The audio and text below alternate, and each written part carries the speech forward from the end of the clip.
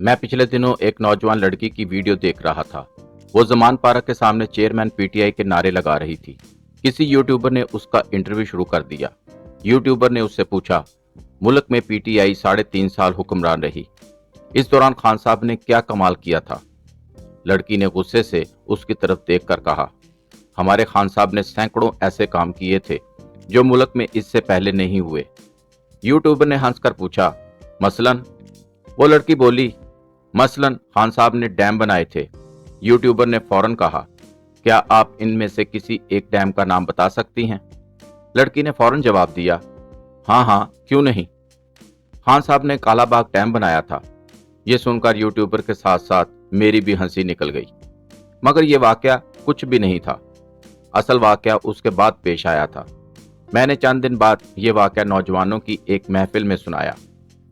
वाकये के बाद इस पूरे हाल में सिर्फ एक शख्स हंस रहा था और वो शख्स मैं खुद था, जबकि बाकी पूरा हाल हैरत से कभी मुझे देखता था और कभी एक दूसरे को। मुझे इस वक्त मालूम हुआ, जहालत के इस बहरे जुल्मात में वो लड़की अकेली नहीं, बल्कि 2000 के बाद पैदा होने वाले 95% नौजवान इस लड़की जैसे हैं। ये सिरे से हकाइक से नाबल्द हैं। ये डैम के बारे में कुछ जानते हैं और ना ही इन्हें कालाबाग के बारे में कुछ इल्म है। ये महज प्रोपेगंडा की कश्तियों में सवार हैं और आंखें बंद करके जहालत के झूले में झूल रहे हैं।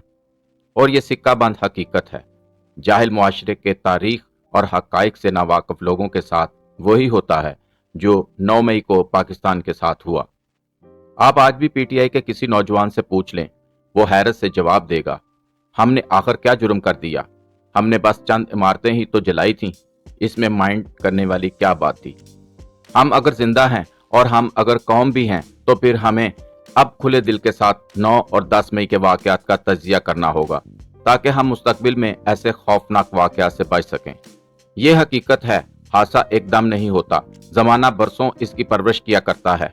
और ये हादसा भी अचानक नहीं हुआ था, हमने इसे भी बाकायदा पाला था। और हमने अगर अब भी वजूहात तलाश करके इसका तदारक न किया तो मुल्क में 9 मई बार बार आएंगे और हर बार माजी से ज्यादा तबाही आएगी। हमें आज ये मानना होगा, इस हादसे की बड़ी वजह बेमहार नौजवान हैं। दुनिया में सन 2000 के बाद सोशल मीडिया, स्मार्टफोन और टैबलेट ने जन्म लिया था। हमारी एक पूरी नस्ल ने इस दौर में आंख खोली। वालिदैन ने पेट काट कर इनके हाथ में टैबलेट और स्मार्टफोन दे दिया और नौजवान सोशल मीडिया के झूठ के साथ जुड़ते चले गए। हमें यह भी मानना होगा, सोशल मीडिया जहालत का बहरे बेकरां है। इसका 95% मवाद झूठ पर मबनी होता है और हमारी कौम ने इस झूठ में गाली, बेइज्जती और नफरत में मिला दी। और यूं सोशल मीडिया ऐप नफरत और जहालत की एक ऐसी मजून बन गई जिसकी कोई मिसाल नहीं दी जा सकती। दुनिया में सबसे कम किताबें पाकिस्तान में पढ़ी जाती हैं, जबकि अखबारात बीनी का हाल ये है, मुल्क में अखबार बंद भी हो रहे हैं और सुकड़ भी रहे हैं और किसी को जरा भी मलाल नहीं।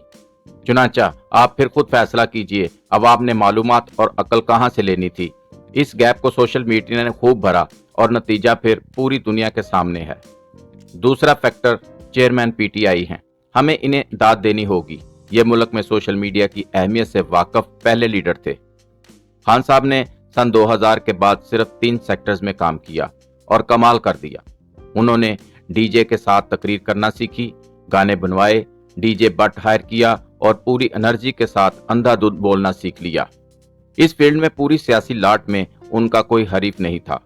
सिर्फ मरियम नवाज ने उनका मुकाबला किया, मगर ये भी ताखीर के साथ मैदान में उतरी और बार बार मसलहत का शिकार भी होती रहीं।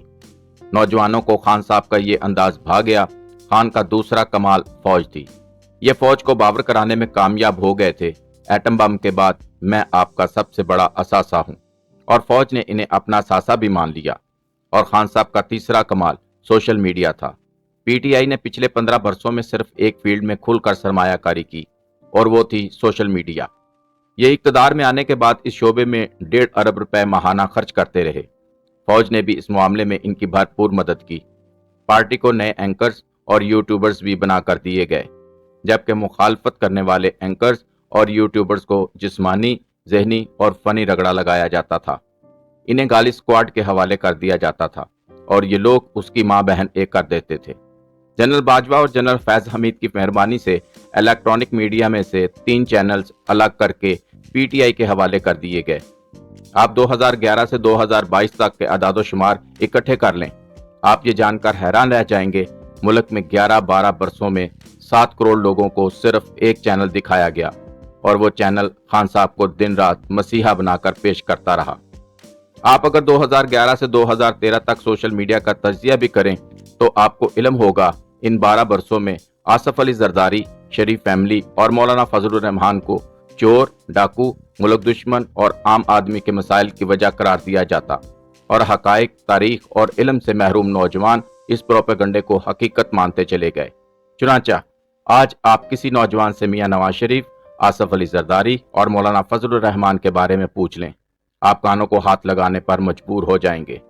आप उसके बाद इससे शेख रशीद, शाह महमूद कुरैशी, फवाद चौधरी, गुलाम सरवर खान, इमरान इस्माइल, अली जैदी और आमिर कैनी जैसे पार्टी बदल सियासतदानों के बारे में पूछ लें, ये उन्हें खलीफा से कम अहमियत नहीं देंगे।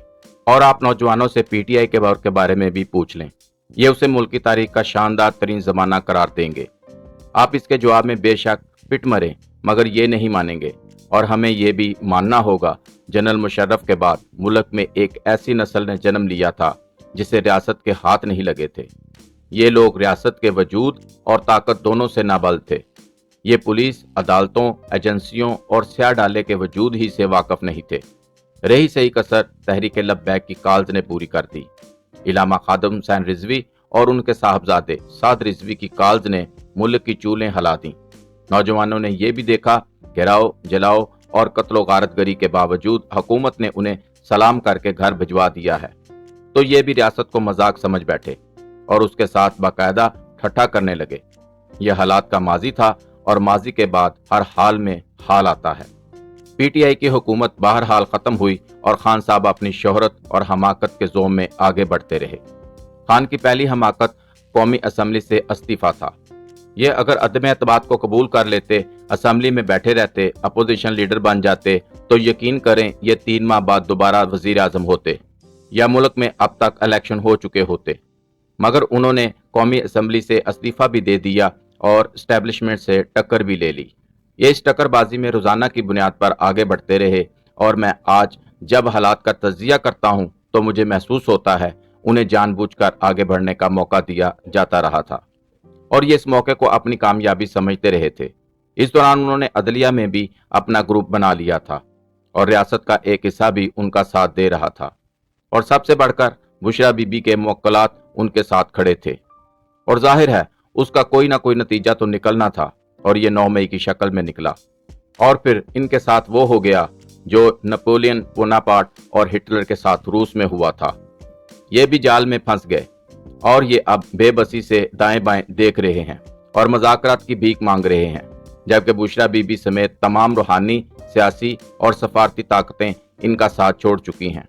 बस इनकी गिरफ्तारी और मिलिट्री कोर्ट में इनका मुकदमा चलना बाकी है और ये काम भी इसी माह हो जाएंगे और उसके बाद रावी खामोश हो जाएगा। लेकिन सवाल फिर वही है, क्या हम इस हादसे से कोई सबक सीखेंगे? क्या हम मिन हैसुल कौम तौबा ताइब होंगे? क्या हम मुल्क को पटरी पर वापस लाने का फैसला करेंगे? और क्या हमने गलतियों के अजाला का फैसला कर लिया है? अगर इसका जवाब हाँ है तो फिर शायद इस्लाह की गुंजाइश मौजूद है, वरना दूसरी सूरत में एहसास का ये दौरानिया सिर्फ 2.5 साल पर मुहित होगा। सन 2025 तुलू हुआ नहीं और हम एक बार फिर इस बीमारी का शिकार हुए नहीं। खान साहब या इलामा साद रिजवी दोबारा सड़कों पर होंगे और कौम हैरत से एक दूसरे की तरफ देखकर कह रहे होंगे, व्हाट ए कंट्री।